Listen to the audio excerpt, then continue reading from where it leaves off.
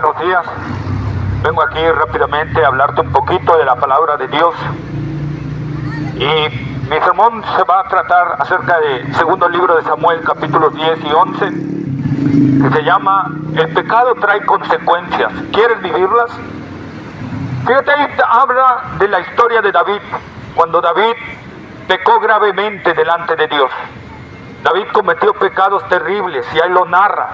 Es lo bueno de la escritura, en contra o confrontándola con otros libros religiosos que pone a sus personajes principales como lo que son, gente débil.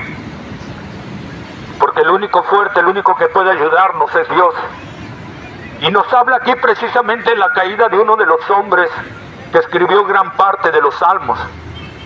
Y para que nosotros veamos también, hermanos, que somos frágiles, amigos que me escuchas, somos frágiles, somos fáciles de caer en el pecado, que necesitamos la ayuda de Dios y la fortaleza de Dios. Pero también nos habla para que tengamos cuidado al estar cometiendo pecados, porque todo pecado trae consecuencias.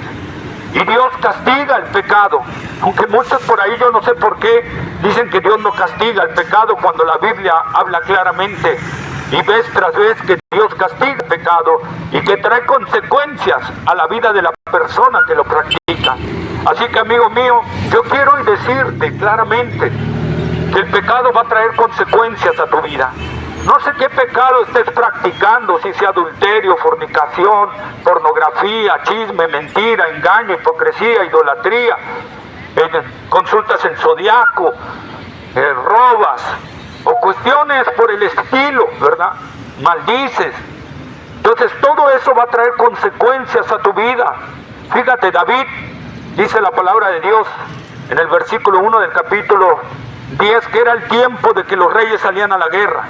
David acababa de venir de un triunfo sobre un ejército poderoso, cuando los amonitas contrataron a los sirios para atacar a Israel, y entre los dos atacar a ese pueblo. Y entonces David se levanta y vence a los poderosos sirios, ¿verdad? Y eso hace que David le entre orgullo en su corazón probablemente, y decide ya no ir contra los amonitas, él que era un ejército más fácil de vencer. Entonces dice, no, ya no voy, ¿para qué, verdad? Que vayan, mi ejército va a mandar a mi general, yo me voy a quedar a descansar, a ser feliz en la vida.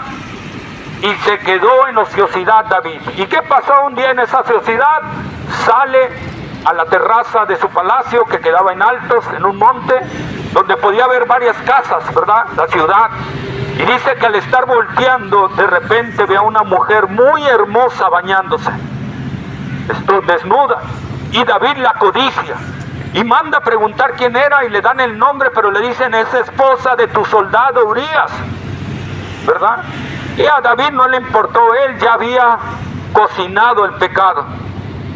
Y la mandó a traer, se acostó con ella, ¿verdad? Producto de ese adulterio, le queda embarazada Betsabé. Y David trata de ocultar su pecado, pero no puede, y a últimas ordena que maten a Urías, para él tapar su pecado. Parecía que todo había quedado bien para David, pero Dios le mandó a su profeta, Natán, ¿verdad? Y le dice que Dios había visto su pecado y que Dios lo iba a confrontar fuertemente. Pero nosotros vemos cómo David se arrepiente, cae de rodillas delante de Dios y clama por su perdón, por el perdón de su pecado. Y Dios le dice, David, te perdono, no vas a morir, porque la paga del adulterio era la muerte. Pero las demás consecuencias de tu pecado, esas no te las voy a quitar, David. Esas las vas a vivir. El niño que producto del adulterio que tuviste va a morir. El niño tenía días de nacido, ¿verdad? Y dice, y desde hoy no se va a apartar la espada de tus generaciones. Nunca. Y fíjate lo que sucedió. Cuando Natán sale, el niño cae enfermo y muere. David se puso 7 días, estuvo enfermo. David se puso en ayuno, en oración, clamando a Dios, buscando que Dios tuviera misericordia, pero no la halló. Porque Dios le había dicho, ya, te perdono que no mueras, David, pero lo demás no, eso no te lo voy a quitar. Y murió su hijo. Qué terrible para David ver a un hijo morir. Pero no solo fue eso, faltaba la otra. Dios le dijo, a partir de hoy, la espada va a estar sobre tus generaciones. Y fíjense lo que sucedió. Un hijo de David viola a una hija de David. El hermano de la que fue violada mata al violador. O sea, es decir, un hermano mata a su hermano, ¿verdad? Y ya llevamos 2 hijos de David muertos. Y luego ese que mató se rebela contra su papá y le quiere usurpar el trono y quiere matarlo. Y anda en busca de él para matarlo. Fíjate, todas las consecuencias que David tuvo. Y el general del ejército mata a ese hijo de David y ya llevamos 3 hijos de David muertos. Pero no solo faltó ahí. Adonías, otro hijo de David, también quiso usurparle el trono. Y ese fue muerto por el rey Salomón a espada. Y 4 hijos de David le murieron a espada, ¿verdad? Y nosotros vemos esa parte, las consecuencias terribles del pecado. Pero ojo, eso fue en la primera generación, pero Dios le dijo que nunca se iba a apartar la espada de sus generaciones. Si vemos en las siguientes generaciones, varios descendencias de David murieron a espada. Tan solo en la 6ª generación, casi 40 descendientes de David murieron a espada. Fíjate nada más las consecuencias tan terribles de David por un momento de placer. Hermano, amigo, cuando pecamos, al momento es placer. Al momento es un gusto maravilloso, ¿verdad? Y te sientes bien, pero después será más amargo que la hiel. Y la amargura durará muchísimo tiempo. El placer por el pecado te dura pocos minutos, pero la amargura te puede durar una eternidad. Así que, amigo mío, meditemos antes de pecar, porque Dios es un Dios santo que castiga el pecado. Y hay 2 tipos de consecuencias: las consecuencias en esta vida y las consecuencias en la eternidad.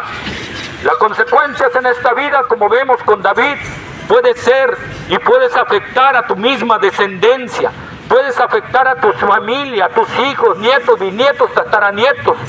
Fíjate, salió en las noticias este empresario, Byron, ¿verdad? Que fue un concierto de cosplay. ¿Sí? Y de los conciertos también alumbran a las parejas cariñosas, ¿verdad? Y ahí alumbraron a este hombre que estaba abrazado con una mujer, bien cariñosos. Y cuando este hombre ve que la luz le alumbra, se tira al suelo y la mujer se voltea. Pero ya los habían agarrado. Resulta que no era su esposa, que era la amante, su jefa de recursos humanos, ¿verdad? Y eso le trajo un caos, le trajo divorcio con su esposa, sus hijos no quieren verlo, trae problemas en la empresa, se le ha presentado un caos a este hombre. Por un rato de placer, ahora tiene varias consecuencias, y es lo que hace el pecado. Por eso te digo, tiene consecuencias en esta vida, pero no solo en esta vida. La palabra de Dios dice que tiene una consecuencia en la eternidad, y eso será, sí, amigo, un lugar de tormento, como te lo he predicado.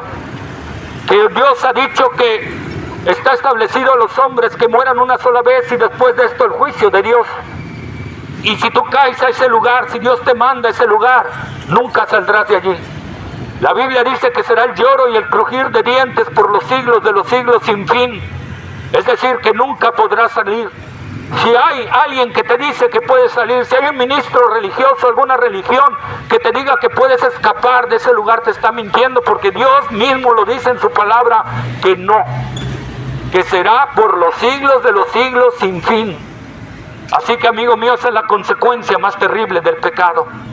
Por un rato de placer, por un rato de beneficio, puedes perjudicar tu vida, tus generaciones y tu eternidad. Fíjate nada más. La paga del pecado es muerte, dice la palabra de Dios en Romanos 6:23. Así que, amigo mío, necesitamos en verdad ponernos a cuentas con Dios. La buena noticia es que puedes quitarte las consecuencias eternas de tu pecado, y eso es mediante Cristo Jesús, porque Él vino a pagar el precio del pecado. Él vino a pagar en la cruz del Calvario el precio que la ley de Dios exigía para la redención del pecado.